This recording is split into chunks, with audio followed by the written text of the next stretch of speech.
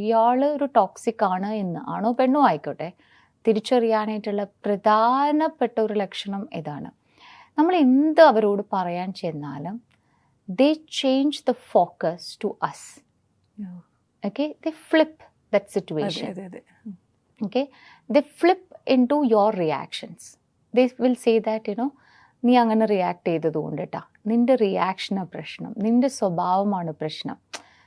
നമ്മൾ അലറുന്നത് വരെയും അല്ലെങ്കിൽ ദേഷ്യപ്പെടുന്നത് വരെയും അല്ലെങ്കിൽ നമ്മൾ ഏറ്റവും മാനസിക സംഘർഷത്തിലെത്തി ബേസ്റ്റ് ഔട്ട് ആവുന്നത് വരെ നമ്മൾ സിറ്റുവേഷനിൽ എത്തിക്കുക.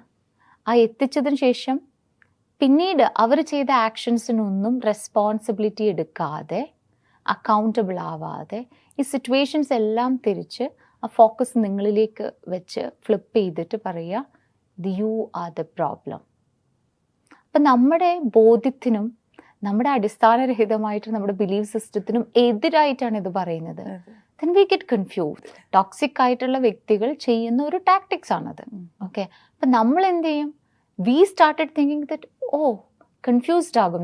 നമ്മുടെ വ്യക്തിത്വത്തെ അല്ലെങ്കിൽ നമ്മുടെ അടിസ്ഥാന ബോധ്യത്തെ നമ്മൾ ചോദ്യം ചെയ്തു തുടങ്ങും. എനിക്കാണോ പ്രശ്നം? നമ്മൾ മാനിപ്പുലേറ്റ് ചെയ്യപ്പെടുകയാണെന്നുള്ളതും നമ്മളൊരു ടോക്സിസിറ്റിയിലൂടെ പോകുന്നത് കൊണ്ടിട്ടാണ് എന്നുള്ളതും നമ്മൾ തിരിച്ചറിയാറില്ല.